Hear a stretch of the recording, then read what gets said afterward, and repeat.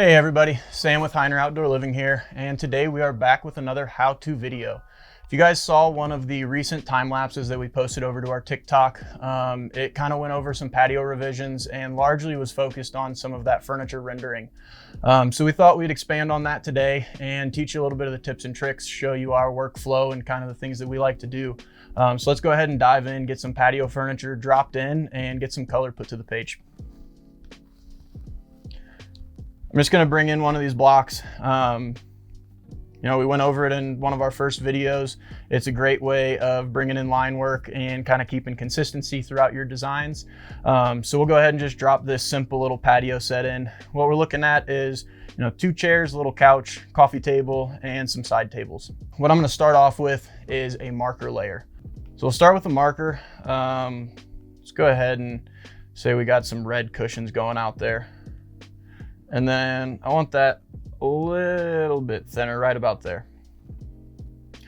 When I come in to do these, I like my line weight to be, kind of a mid thickness, and I like my resistance to be at 100 so I can just keep a consistent straight line.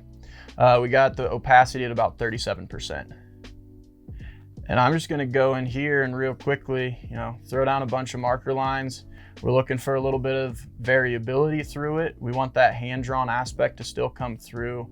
We're not looking at, creating a picture perfect thing by any means. Kind of coming from both ways with it. And what that's doing is with the marker, when you start at one end, it often comes out a little bit lighter than where you finish. So by reversing my direction, doing some overlapping, we're starting to get a little bit of nice striping in there and a little bit of texture. We'll go through, hit the chairs so they match. I'm not worried about going over right now due to my separate layer management. I can go through and clean up these marker lines to where they're just kind of fitting that cushion space. All right, so from there, we've got our cushions in. They're not detailed, it's just the base. Let's go ahead and clean those up a little bit. We'll go to that hard eraser just to pull that definite line. Make sure we're on the marker. We'll turn that resistancy up to 100 just like the marker, and we're gonna come in and just take that color out. So I wanna come in here and hit every part that's not cushioned. So we got those armrests and we've got the back of that chair. We've got that all cleaned up now. Let's just get these guys knocked out.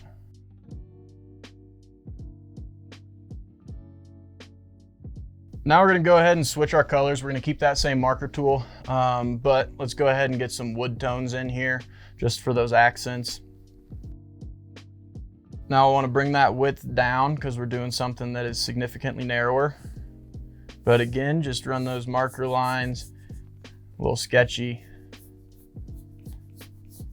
Inconsistencies like a natural wood would have.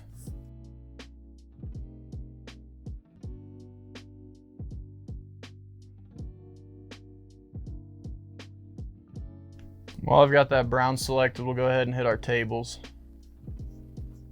Same way as the chairs. Just get some base color in there.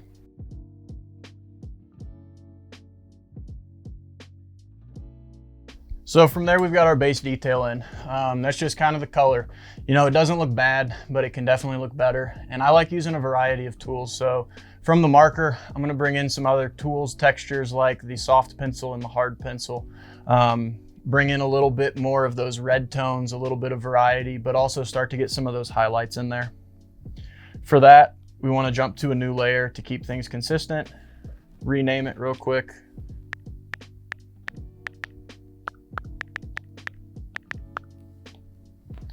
And I'm going to start off with a soft pencil. I'm going to go with a slightly different tone than the first red that I started with. Get that nice and fine. And now with this layer, what I like to do is kind of go cross grain. Come in at like a 45 if you were just running parallel with it to create a little bit of that diversity. Same thing, just quick color throwing down. All one direction.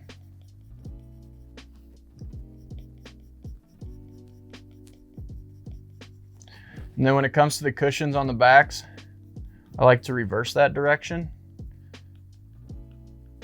It's very subtle, but starts to add to kind of the variety that we've got going on and splitting up some of the different ground planes from the seat to the back. So from there, we start to get a little bit more texture in there, but it's by no means finished. That's where we're gonna switch over to that hard pencil. Let's go with an even darker red with that fine line and start to come in here and do a little cross hatching and a little shading just to create some definition.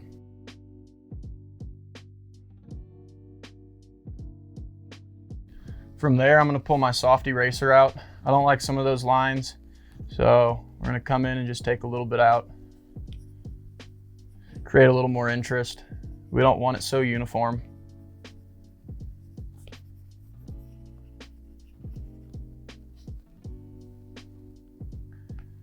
And then from there, we start to got a good color on there, but I wanna see some highlights. So I'm gonna go over here. I don't want a true white necessarily. So we're gonna go with an off-white that's kind of a orange leaning tone, sticking with some of those red palettes. And with this line, you're just hitting a couple areas very lightly. All right, our chairs are looking pretty good. We'll clean the backs up a little bit. So to do that, we'll go back to a red marker, go back to our marker layer. And what I'm gonna do is go across the grain and just start to define that.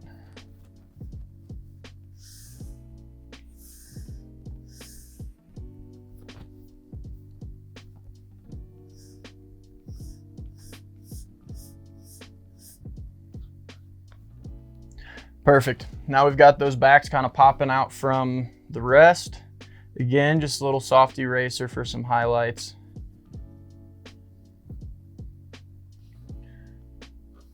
Go back to our pencil, do a little bit of detail in the wooden tables here. Start with the hard.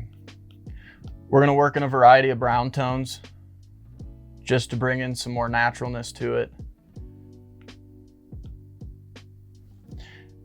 And when I come in here and start to do some wood, it's just very sketchy, getting some lines in there, a little bit of a wood grain texture.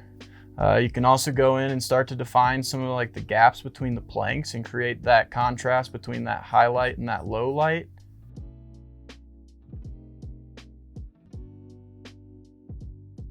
Let's just do one more brown tone in here. So we're gonna bring in a nice light one.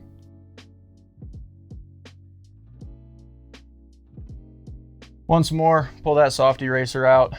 This is just kind of a personal preference to me.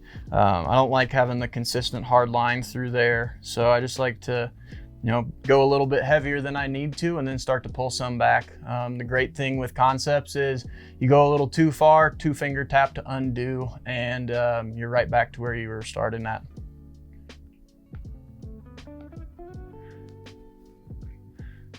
Final thing is gonna be hitting highlights on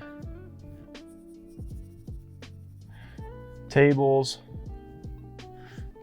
chairs once more. It's like a little squiggle, nothing real defined. Let's get a little bit on the backs of this wood here. All right, and now our final step is real easy since we've already got our layers set up. What I want to do is bring that line work all the way up to the top. And what that's going to do is put all that color that I just put down behind it, bring that clean black line right to the top, and now it's reading as it should, to where, we don't have things behind our line work. It's not sloppy anymore. It's looking nice and clean. And then we're ready to go. Drop that into, a plan. We can render it directly in plan. There's a lot of ways of doing this, but we start to get to that mix of hand-drawn, but also that realistic kind of rendering, to where it just is more visual and it will help sell your project. Thank you guys for watching and following along. Please like and subscribe for more videos. If you guys haven't already watched that, TikTok time lapse, go ahead and go back, watch that. It's going to show what we just went over and did today in action in an actual project, and just give you a little bit more context for it. That's on our TikTok, so please feel free, go look at that, and drop any sort of comments or questions at the bottom. We are going to answer anything we can for you and continue providing a lot of content.